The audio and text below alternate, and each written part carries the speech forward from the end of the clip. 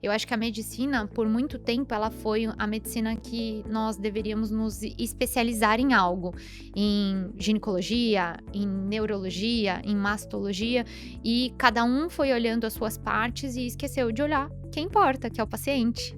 Agora, quando a gente volta para a temática do Outubro Rosa, que é a prevenção e consciência, né, sobre o câncer de mama, a multidisciplinaridade da medicina de precisão entra muito nessa questão também, né?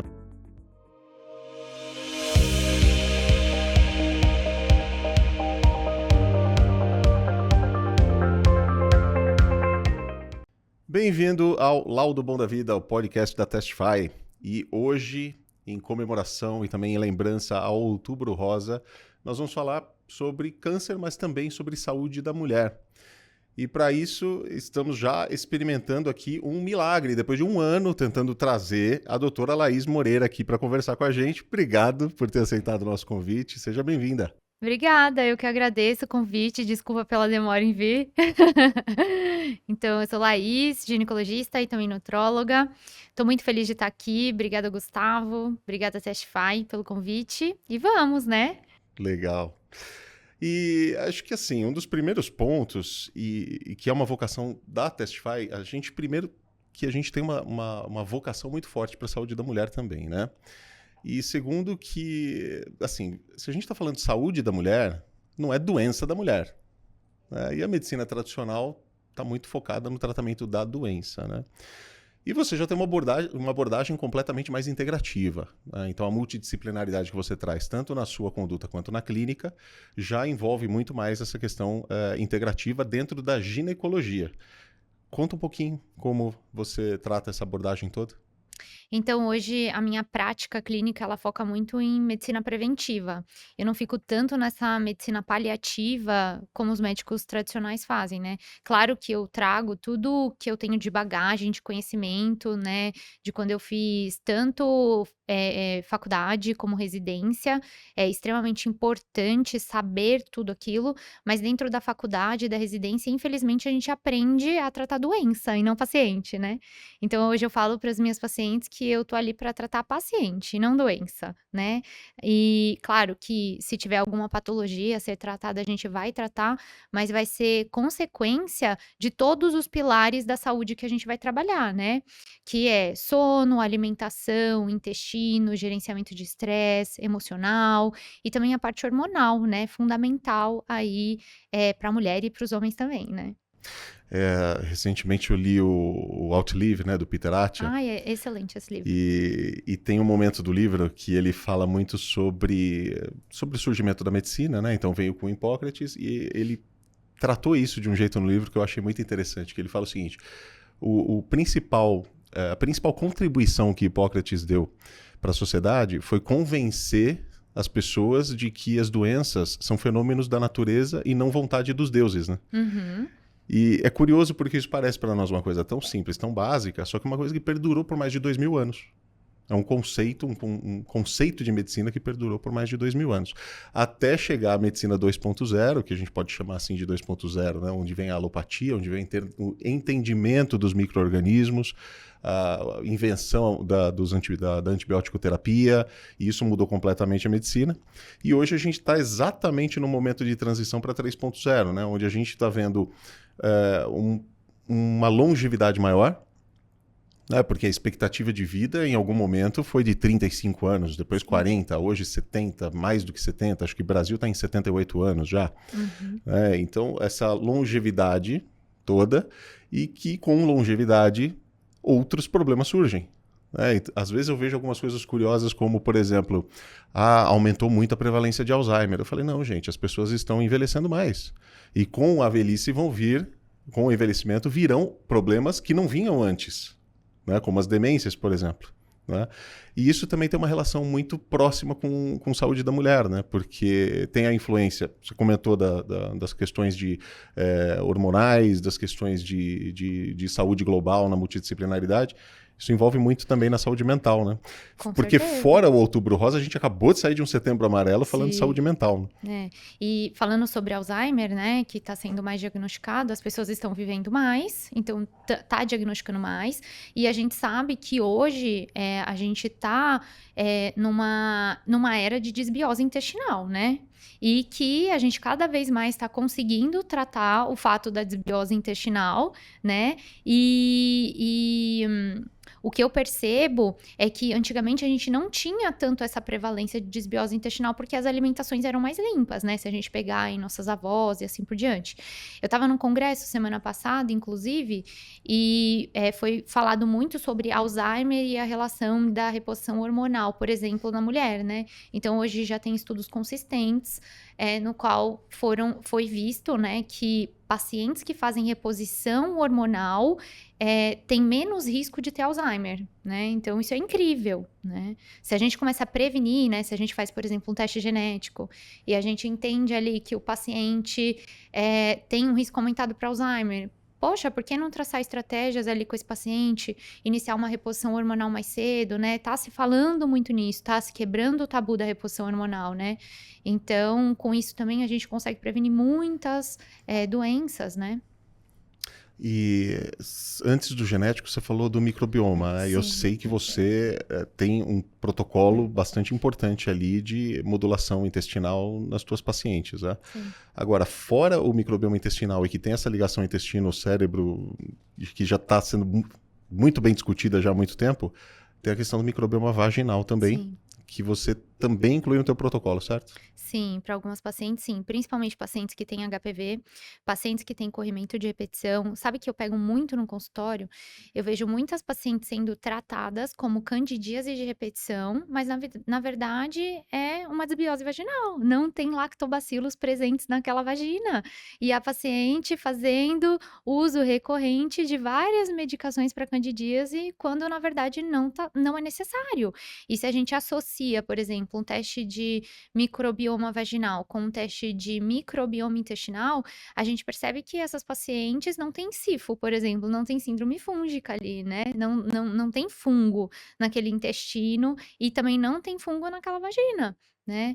Eu pego muito, é incrível. E assim, quando a gente traz isso para a paciente, muda totalmente uma chave no cérebro da paciente, entendeu? Que ela descobre que ela não tem uma doença e sim um desequilíbrio. E fala-se muito hoje do eixo também intestino-vagina e o quanto isso é importante, né, para a saúde da mulher, para uma paciente, por exemplo, que está tentando engravidar e não consegue, para uma paciente que tem um HPV, né, que perdura por anos e não consegue tratar esse HPV, não consegue eliminar esse HPV.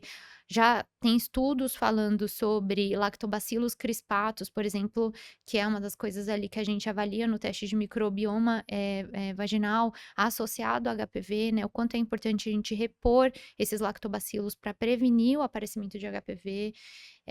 Então, assim, eu uso muito esses testes como personalização do meu tratamento e também individualidade de cada um, porque nunca um paciente vai ser igual ao outro. E como que essa sua paciente... Porque, assim, é uma estratégia que, infelizmente, felizmente você já atua, mas infelizmente não é o padrão. E como é que a paciente que já veio de outros médicos ginecologistas encara essa mudança toda?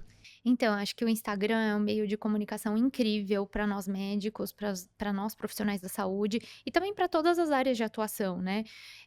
Quando a paciente começa a me ouvir ali no Instagram, por exemplo, quando eu começo a mostrar um exame diferente, uma colocação diferente, como eu tratei a minha paciente, dando a fórmula ali, não gosto de falar de marcas, mas dando a fórmula da Coca-Cola, né, para a paciente, daquilo que eu tô fazendo, a paciente já chega querendo aquilo, já chega esperando aquilo, né. Então é incrível quando a gente, tem esse meio de comunicação e usa esse meio de comunicação para informar o nosso paciente. Porque assim, se fosse depender só do que eu aprendi na residência, só do que eu aprendi na faculdade, eu não teria todo esse conhecimento que eu tenho hoje, né. Eu acho que a nutrologia essa medicina de precisão, ela veio somar na área médica, na área da nutrição, enfim. E é muito incrível como isso acontece, e hoje o paciente procura exatamente isso. exatamente isso. O paciente ele quer ser cuidado, da maneira mais individual, da maneira mais pura, e personalizada possível. Quando que você virou essa chave de fazer divulgação dos teus trabalhos, da tua metodologia de trabalho, do teu protocolo via mídias sociais e quando foi o momento que você descobriu que essa era a medicina que você queria fazer? Eu virei a minha chave ali, eu acho que na pandemia. Eu acho que muita gente virou chaves na pandemia, né. Eu virei essa chave na pandemia e foi o momento que eu comecei a divulgar o meu trabalho, até como forma de as pacientes e as pessoas poderem, me conhecer, né. Naquela época eu ainda praticava uma medicina bem tradicional, né, eu fiz oncologia ginecológica, então eu era cirurgiona, né. Só que eu vivi um processo pessoal de autoconhecimento, eu passei por uma depressão e eu quis me tratar de forma diferente. Tive que usar a medicação na época, mas eu sempre questionei as coisas, eu sempre fui a pessoa do porquê. Tá, por que isso tá acontecendo comigo? O que eu tenho que fazer agora? E, quando eu passei por isso, eu percebi que a medicação não era a minha única solução, e foi quando a nutrologia entrou na minha vida. Então foi um processo de autoconhecimento, ali, eu não queria, apenas usar a medicação, eu queria viver diferente, e foi quando tudo isso entrou na minha vida. Então foi quando eu melhorei a qualidade do meu sono, foi quando a nutrição entrou na minha vida e eu, por um instante ali parei, por exemplo, de consumir glúten, lactose, que são alguns alimentos que a gente sabe que traz uma certa fragilidade ali para o intestino, né. E a partir daí então, o que eu fiz comigo hoje é o que eu faço É o com os que meus você aplica. pacientes. E assim, todas essas mudanças, elas vão no sentido de melhora da qualidade de vida, da longevidade, saudável, né? Agora, quando a gente volta para a temática do Outubro Rosa, que é a prevenção ao câncer prevenção e consciência, né, sobre o câncer de mama, a multidisciplinaridade da medicina de precisão entra muito nessa questão também, né? Porque seja na prevenção quanto no próprio tratamento, num tratamento, por exemplo, uma quimioterapia, você precisa modular esse intestino de uma forma completamente diferente, Com para que certeza. essa paciente tenha quais são os benefícios que essa paciente tem com uma modulação intestinal, com uma dieta adequada ao tratamento durante o tratamento de um câncer? Gustavo, quando a gente modula a inflamação num sentido, assim, num todo, né, a gente previne a maioria das doenças. Hoje já existem diversos estudos que falam, o quanto a inflamação crônica, ela é, a causadora de doenças cardiovasculares, de câncer, de diabetes, de pressão alta. Então, quando a gente vai modulando toda essa inflamação crônica, que muitas vezes começa a partir de uma alimentação inflamatória, de uma parede intestinal irregular, de uma não presença de Akkermansia, por exemplo, dentro do intestino, ou a presença de outras bactérias ali, mais inflamatórias que atrapalham essa parede intestinal, né. Então, quando a gente começa a tratar toda essa inflamação, o paciente sai beneficiado com isso, né. Inclusive outras doenças, como por exemplo, endometriose, síndrome do ovário policístico, mioma, pólipo, quando a gente começa a modular esse intestino, assim como num tratamento, por exemplo, de uma paciente com câncer de mama, a gente, começa a melhorar a qualidade de vida, reduzir a inflamação, melhorar o estresse oxidativo, modular toda a parte hormonal do paciente, o paciente sai beneficiado. Claro que assim, num paciente, em quimioterapia, nós temos que tomar cuidado, porque, hã tem que ter uma certa consciência ali na hora de fazer esse tratamento, porque a gente não pode desinflamar rápido demais, não pode, avançar no tratamento tão rápido quando a gente avança, até por causa de uma imunidade mais fragilizada ali, né, de um uso de uma medicação, né. Então, a gente percebe que o paciente sai beneficiado, porque ele consegue ali repor exatamente o que ele precisa, né, suplementar, porque não adianta a gente ficar tomando um monte de suplemento se o nosso intestino não é capaz de absorver, né. E é como fazer uma conta, 2 mais 2 é igual a 4, nesse caso não tá sendo, né. E as pessoas, ao meu ver, têm que escolher ter mais consciência sobre o intestino e sobre tudo que acontece relacionado à inflamação no corpo. Eu lembro muito, quando eu me formei, falava-se muito sobre os imunossupressores, né? E hoje a gente já vê muito a terapia imunomoduladora ao invés da imunossupressora, né? Porque você falou, de fato, você não pode regredir essa inflamação, porque a inflamação ela não é ruim, né? A inflamação ela é essencial, ela é necessária, né? E assim, o importante é que a gente já enxerga que não é bloquear o processo inflamatório, mas enxerga que é modular para que esse processo inflamatório acelere a nossa recuperação, né? É isso mesmo. É igual quando a gente, por exemplo, tá construindo músculo, né? Não adianta a gente barrar, ir lá na academia e tomar um Exato. anti-inflamatório quando chega em casa, né? Senão a gente não constrói os músculos, né? A gente não faz banco de É músculos. para doer. É pra doer. E a mesma coisa acontece numa inflamação. Então, uma inflamação aguda, ela defende ali o nosso corpo, né? De um vírus, de uma bactéria, constrói músculo, mas uma inflamação crônica, exacerbada, isso sim é ruim a longo prazo para nós, todos. O que é o mais comum que você vê em termos de diagnóstico de precisão em mulheres que estão inflamadas? Como assim? Não entendi essa pergunta. Comportamento de análise de microbiota, algum alimento específico que é mais pró-inflamatório, mais comum de estar positivo ali, ou até um padrão um padrão genético mais voltado a um estresse oxidativo, uma síndrome metabólica? O que eu vejo muito na prática clínica relacionada à inflamação é uma microbiota, então, desequilibrada. Então, a relação Firmicutes bacteroidetes, ela tá irregular ali. Hoje você pensar assim, Geralmente, dos teus pacientes, das tuas pacientes, predominantemente mulheres, né? É que eu já me consultei eu me consultei com um ginecologista que é um amigo na época que eu tive um burnout. Ah, E me ajudou muito eu a atendo sair desse. muito os esposos das minhas pacientes, porque o que acontece? Os esposos veem que as Faz muito sentido. mulheres começam a melhorar e falam: Nossa, minha mulher tá ótima, eu quero ir nessa médica, né? Essa médica tem que me atender. Ontem, inclusive, eu atendi um esposo de uma paciente muito querida e é muito especial quando isso acontece, porque você vê pelo menos eu vejo o quão bem eu tô fazendo pra uma família, entende? Não é pra uma pessoa, é uma família inteira que tá mudando hábitos, que tá construindo saúde. E, nossa, isso é incrível. Essa é a minha missão de vida, né? Dar saúde para as pessoas que me procuram, né? Promover, assim, expectativa de vida, melhora da qualidade de vida. Outro dia eu ouvi, assim, de uma paciente: Doutora, agora eu chego em casa, além de ter ânimo para cuidar dos meus filhos, eu aumentei o faturamento da minha clínica e eu também quero ficar com meu marido. Eu achava que eu não amava meu marido mais, entende? Então, gente, isso é incrível. Ajustou tudo, né? É incrível.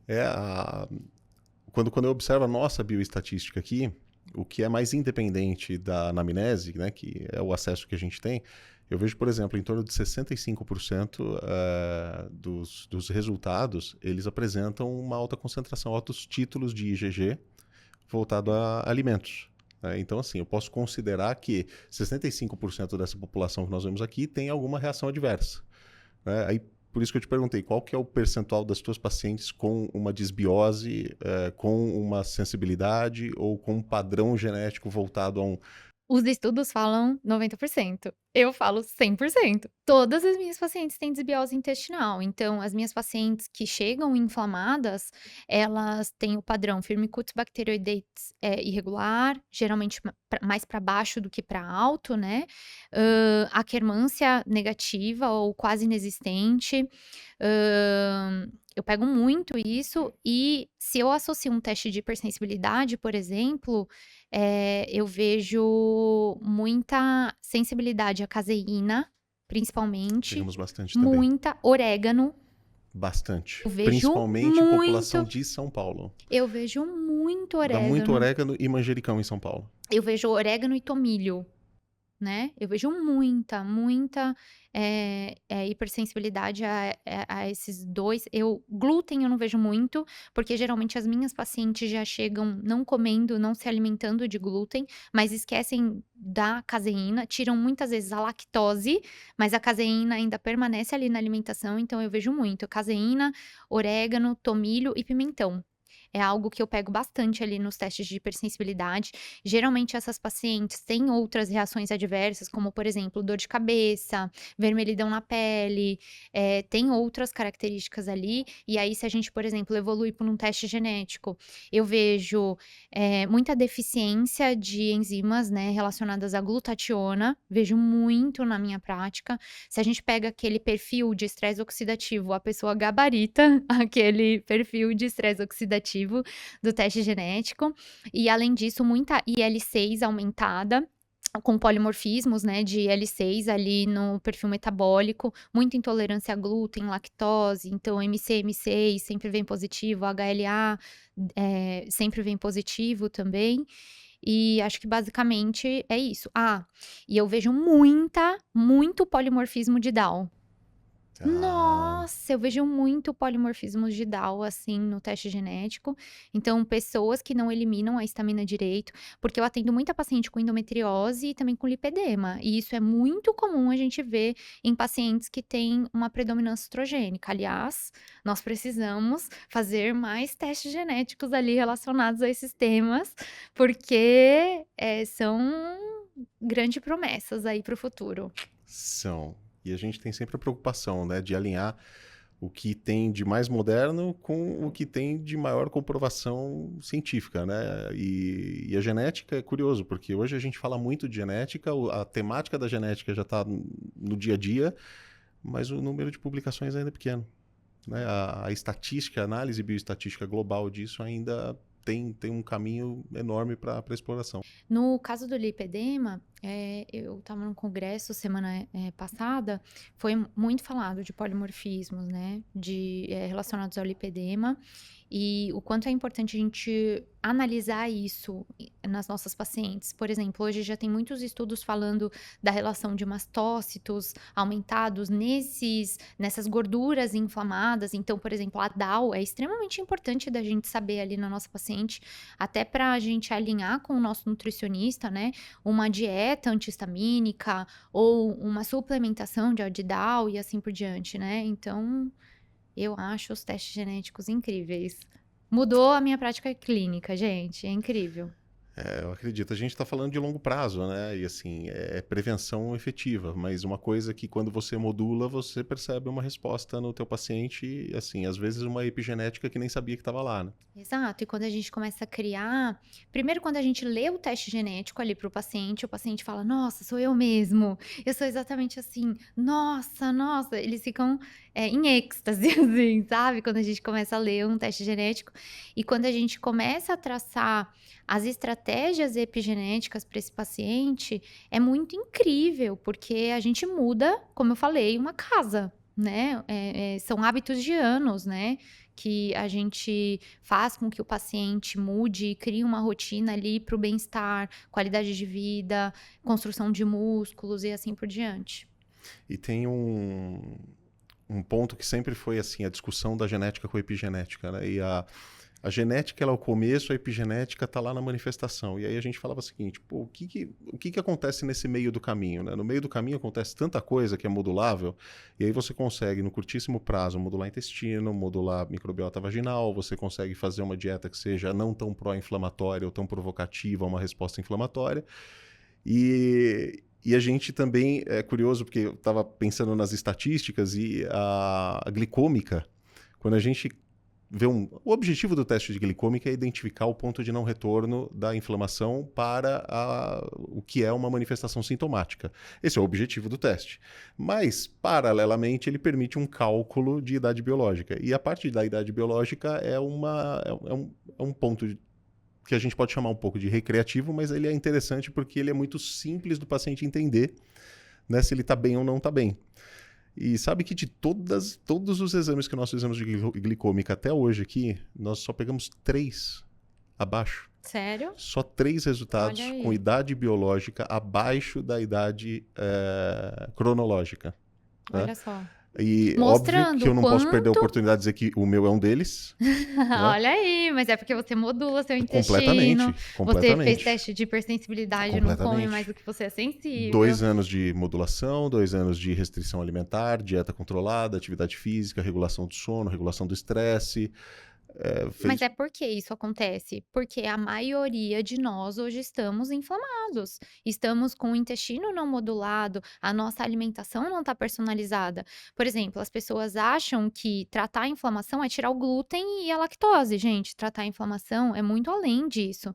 É personalizar um tratamento, é individualizar, por exemplo, uma alimentação com teste de hipersensibilidade para o paciente. Fora o fato de que, dentro da temática rosa nossa, são grandes gatilhos do carcinoma, né? Com certeza, exatamente, né. A inflamação crônica, ela é a grande causa aí de câncer, gente, né. Então, quando a gente entra no Outubro Rosa, a gente tem que falar de inflamação crônica e tem que tratar esse paciente antes que isso se desenvolva, né. Até porque, né, quando a gente, pega um perfil hoje, né, de paciente, a gente vive num mundo que é tudo imediatista e todo mundo, se a gente for pegar, as pessoas para fazerem teste de cortisol, que é outra coisa que eu faço com muita frequência, teste de cortisol salivar, tá todo mundo com cortisol desregulado.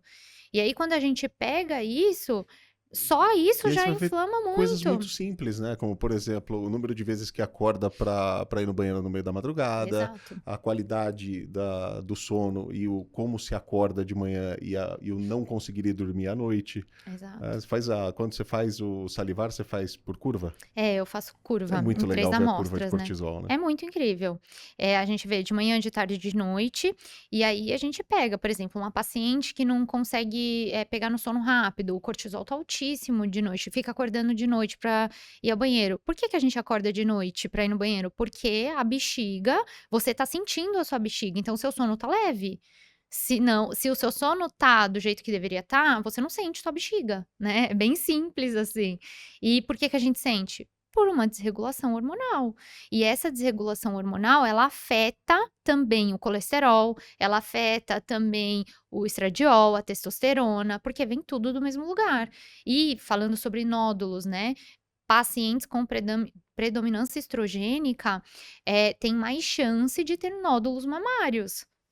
E nódulos mamários podem virar câncer. Então, quando a gente está falando de estresse, a gente também está falando, e sono, né, no caso, a gente também está falando de prevenção de câncer, de mama, né. Verdade. Terapia hormonal na paciente em tratamento de câncer. Ou toda essa polêmica que envolve a Era questão de essa a pergunta? terapias. Essa pergunta polêmica. Toda a polêmica que envolve as terapias hormonais como gatilhos do câncer de mama, principalmente de mama. Não me lembro o ano, mas 2000, acho que 9, saiu um estudo que é o WHI. E esse estudo, ele analisou, né, a terapia de reposição hormonal e o fato das pacientes, por exemplo, desenvolverem câncer, né. Só que esse estudo, ele foi feito com terapias, sintéticas, não foram bioidênticas.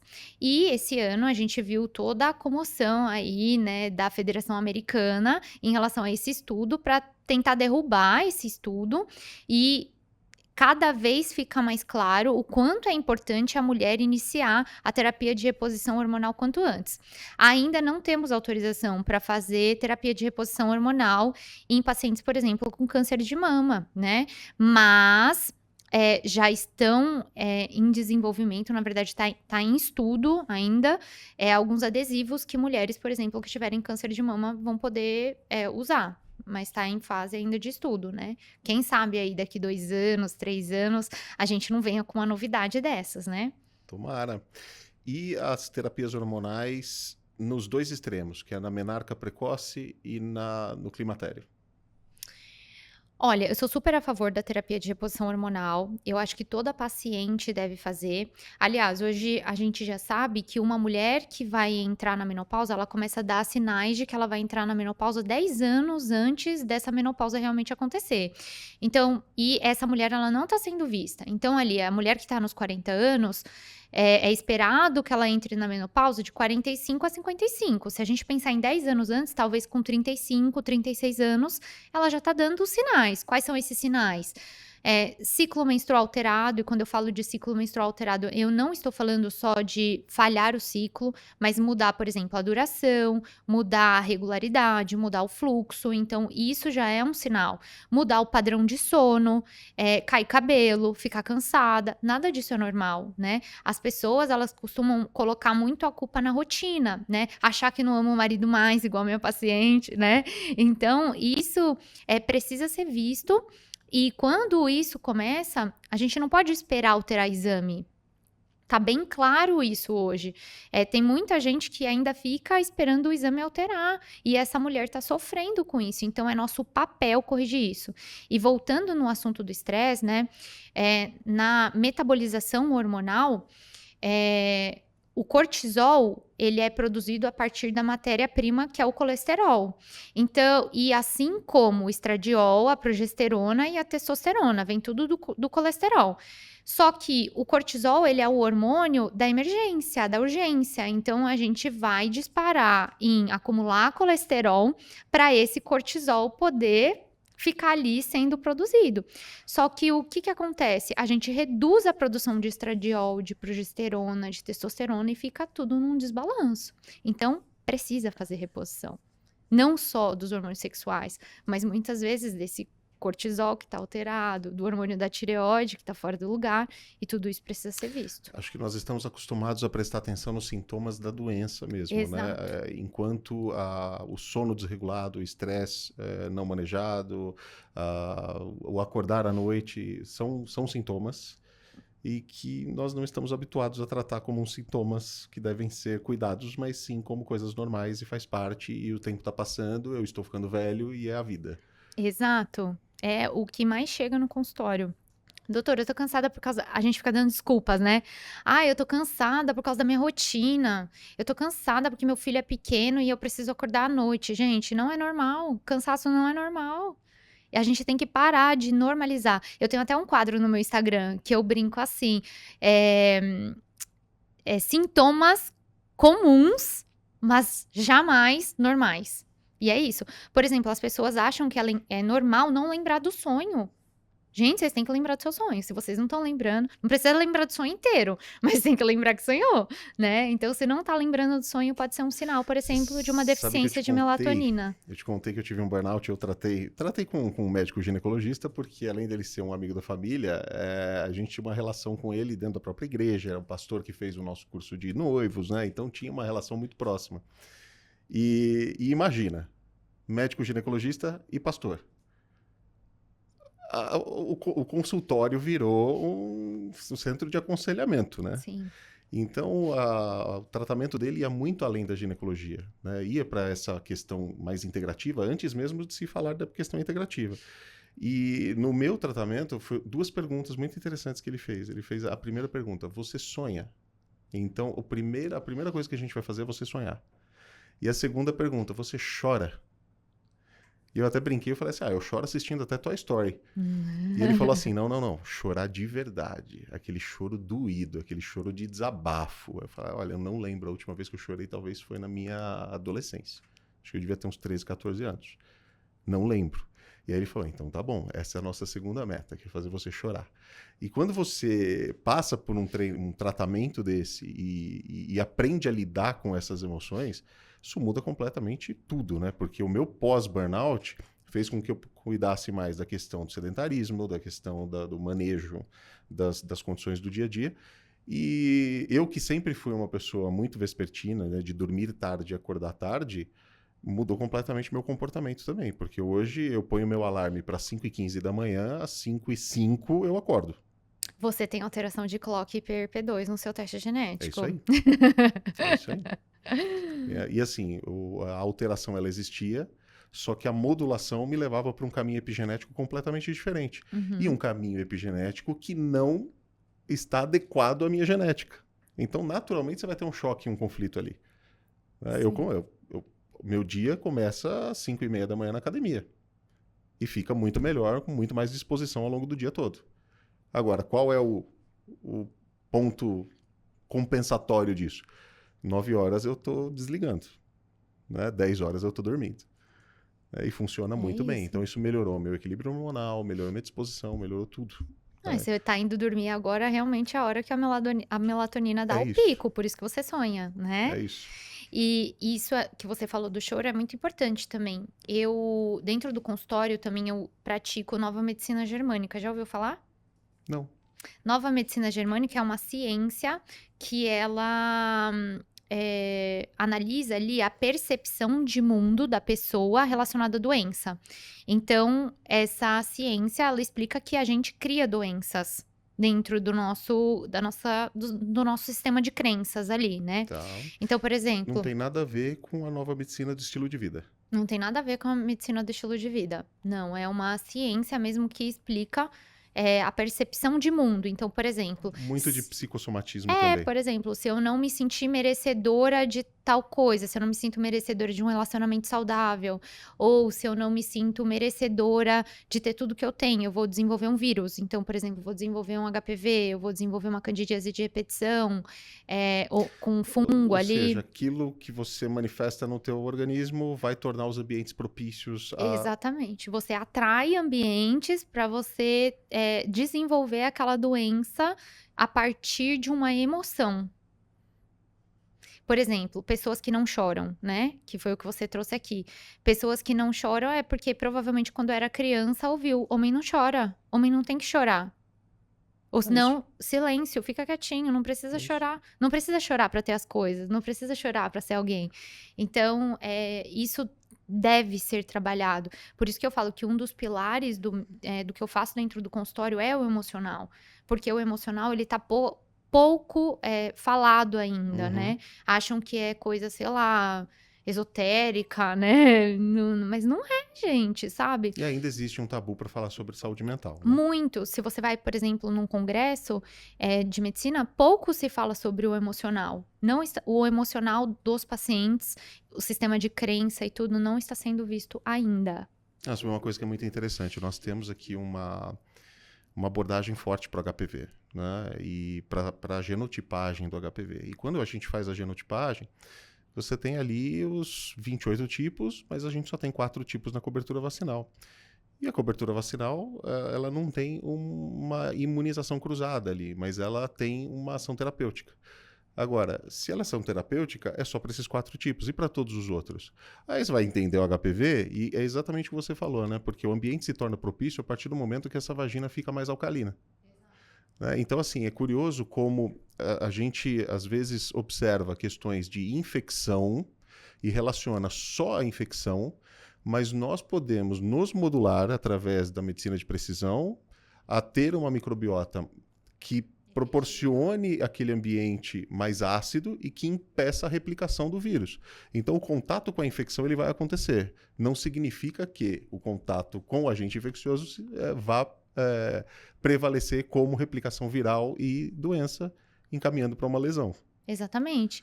E outra coisa, uma desbiose intestinal vai fazer com que eu tenha mais chance de ter HPV. Por quê? Porque a minha imunidade, meu sistema inato, ele tá todo alterado.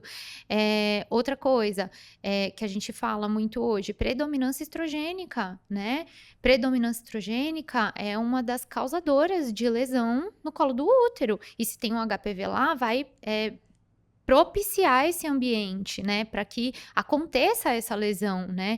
E a gente vive num mundo que está propício à predominância estrogênica, cheio de disruptores endócrinos, né? Bisfenol, parasitas, que ninguém olha para o intestino e não trata esses parasitas que estão ali, metais tóxicos, como por exemplo alumínio, chumbo, mercúrio, enfim, uma série de coisas aí que só propicia se não for tratado com a medicina de precisão, por exemplo. Mas estamos vivendo um bom momento da medicina, né? Estamos cada dia melhor. Eu acho que os médicos também estão ficando mais conscientes, né? Os profissionais da saúde estão ficando mais conscientes em relação a isso, de ver o paciente como um todo. Eu acho que a medicina, por muito tempo, ela foi a medicina que nós deveríamos nos especializar em algo, em ginecologia, em neurologia, em mastologia, e cada um foi olhando as suas partes e esqueceu de olhar quem importa, que é o paciente, que é o todo. Então, a gente está voltando, né, para essa medicina de olhar o todo e perceber que temos que tratar pacientes e não doenças. Eu que trabalho com laboratório desde muito novo, desde os 16 anos de idade, Nossa. eu vejo que está uma época muito gostosa também de se viver medicina laboratorial, né? Porque é muita coisa nova, é muito recurso novo, e são recursos que às vezes ainda são percebidos como recursos de alto custo, mas alto custo mesmo é a doença. Exatamente. Os convênios ainda não viram isso, né? Não, é uma estratégia de curtíssimo prazo. É. Tá? Então, as operadoras de saúde, elas não pensam no longo prazo, porque se elas pensarem também, tem um ponto, ela vai gastar, ela vai investir isso agora para o paciente migrar de operadora. Então, ela vai prevenir para o concorrente. Existe esse risco, é natural. Né? Mas se todas pensassem da mesma forma, a gente tinha um custo de saúde suplementar muito mais baixo, um custo de saúde pública muito mais baixo, Menos pessoas uma internadas, população muito mais saudável, né? produzindo muito mais, né? E chegaremos lá. Pagaria até mais tempo o plano de saúde, né? Essa parte não pode postar, viu, gente? Essa vamos fazer um recorte. Essa a gente recorta. Não, a gente recorta para postar. A gente recorta pra postar. Boa. Gente, aqui tem assunto pra gente conversar durante horas, o meu tempo aqui já foi, mas assim, se você se interessou por esse assunto e não deixa de comentar, não deixa de escrever pra gente exatamente qual o ponto que vocês querem uma discussão mais aprofundada, e a gente coordena aqui para tratar do assunto num novo podcast. Não deixa de curtir, não deixa de seguir a nossa página e de seguir também a doutora Laís, doutora Laís Moreira, no Instagram, certo? Certo. Muito obrigado, até a próxima.